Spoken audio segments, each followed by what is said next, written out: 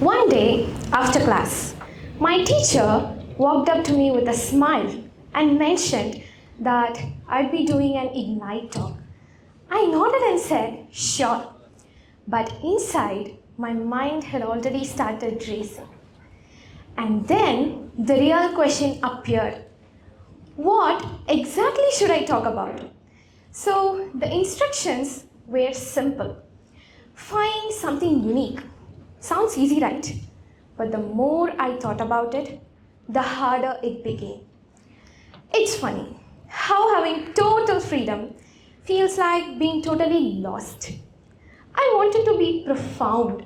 I wanted to be the person who speaks something so deep that even audience forgets to breathe.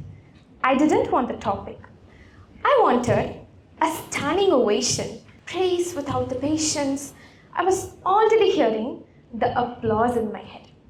And that was my first mistake.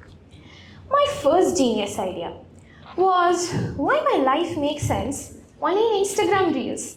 I was going to talk about all that music, filters, and that super edited 15-second clip that we prefer over reality. By the end, I realized I was wearing a suit that was 3 sizes too big. I felt like a philosopher on social media. It was a good topic for a caption, but it didn't feel like me. Then I got intellectual. My next topic, how world moved from solving problems to searching for problem statements.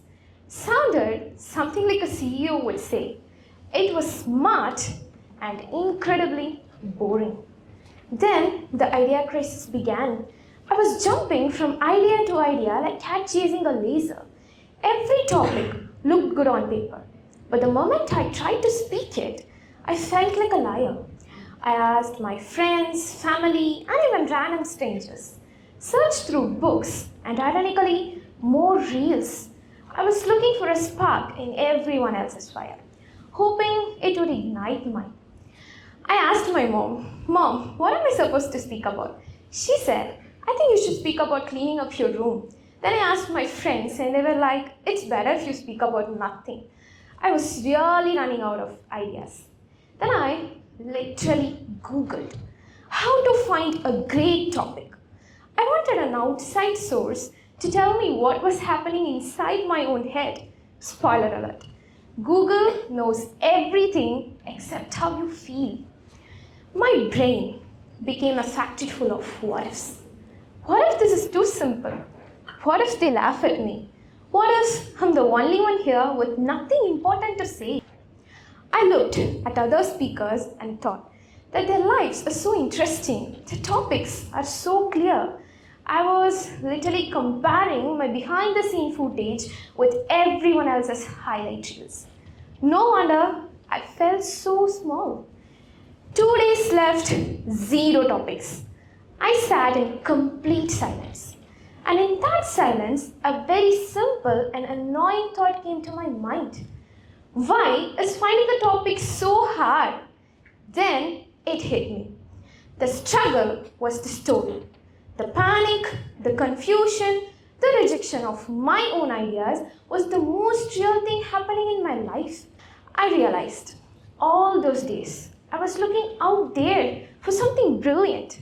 Well, the brilliance was in the journey itself. The topic was not in the book. It was in the stress I felt while reading the book. So, the moment I accepted my own struggle as the story, confusion stopped, comparison died. I felt a weird sense of calm. Whatever you're searching for, a dream, a job, a career, or just a topic like me, stop looking at the horizon. Start looking at your own hands. The answer is already there, just waiting to be noticed. So this topic isn't about the reels or the problem statements. It's about the in-betweens. It's about that messy, unedited, unfinished process of finding your own voice when the world is shouting at you to be perfect. I didn't take this topic from social media or library. I found it in my own journey. And that journey, as messy as it was, somehow got me here to tell you all about how I found my Ignite topic. Thank you.